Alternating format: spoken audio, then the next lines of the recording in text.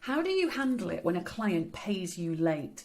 Do you have a really clear credit control process so that you know exactly when to chase them and how to chase them, and you apply that absolutely religiously? Or do you wriggle, squirm and desperately try and avoid the conversation because you're so embarrassed to be asking them for money and you feel like you're so rude to be chasing them?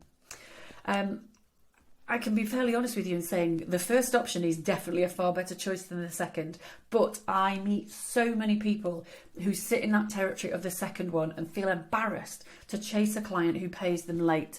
Now, this is actually a huge bugbear for me. It's something I help a lot of clients with because I see so many small businesses that are walking a tightrope with cash flow, and it only takes one or two customers to pay late to have a really huge adverse effect on that.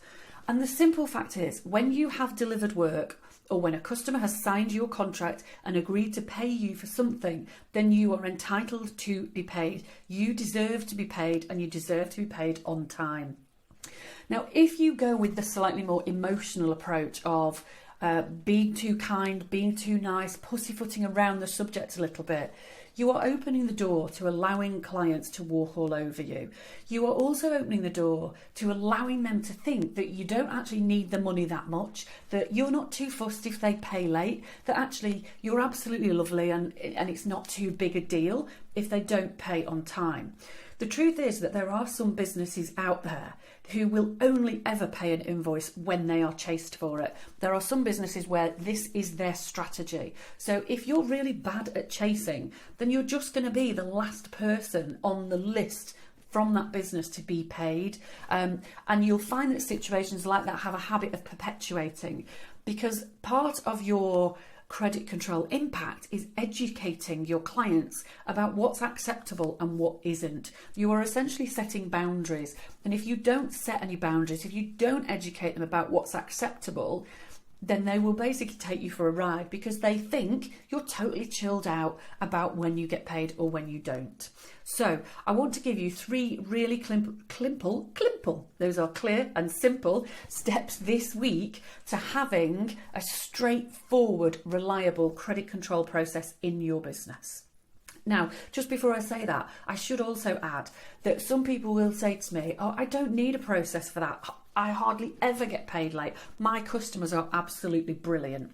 But do you know something? Having a process that you don't need to apply is far better than not having a process and then suddenly finding out you do need to do something and now you're not sure what to do. You will actually find that when you've got this process in place, just tiny little nudges here and there will make all the difference. So the very first tip is make this a process. Anything that is a process becomes logical, factual, data-driven. It stops being emotional and it stops relying on you to make a decision about what to do and when to do it. So create a really clear, simple process, and that will help you to take the emotion away from this, to be far more consistent and to educate your clients about them consistently paying you on time. As part of that process, point number 2 is to make sure you know your timelines. So how late will you allow a client to be before you give them a first chaser? And my advice on this is it should never be more than about 2 days, because you need to nip this in the bud and you need to manage this really quickly. But have a timeline that says, this is when I will do the first chase, this is when we do our second chase, this is when we do our third chase, and this is actually when we need to get external credit control solicitors involved to help us out with it. As part of that timeline, understand what are your means of communication and your templates for communication. So if some of the nudges are going to be done by email, for instance, then don't reinvent the wheel every single time you have to do this.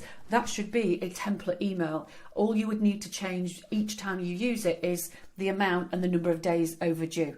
It's a really simple template. You don't have to think about it. You don't have to get emotional about it. You don't have to worry about it. You don't have to put a lot of time or energy into it at all either. You've got a template. It says it's going 2 days overdue. Sorted.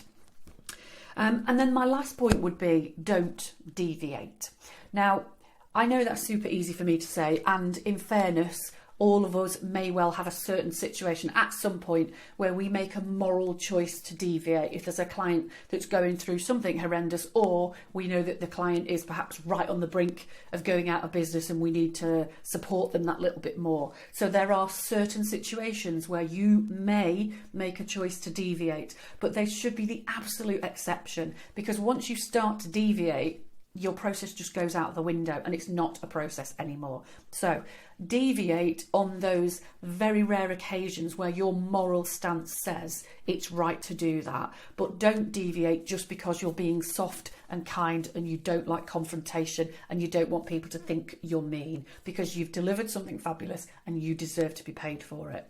Now, if this is something that you really struggle with and you would like some extra input, one of my strategy sessions is a perfect way to map this all out for your business in the course of an hour. So just head to my website, taylorie.co.uk, and have a nosy at my strategy sessions.